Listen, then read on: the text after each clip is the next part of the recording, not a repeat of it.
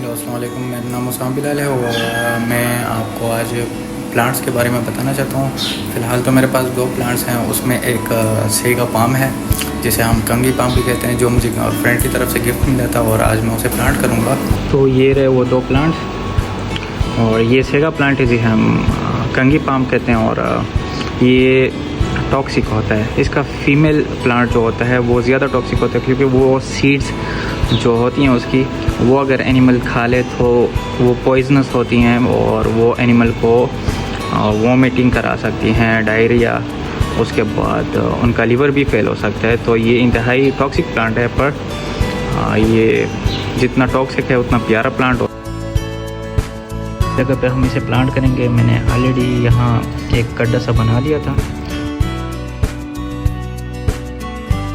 तो finally कंगी palm plant हो गया और इसके बाद हम इसे पानी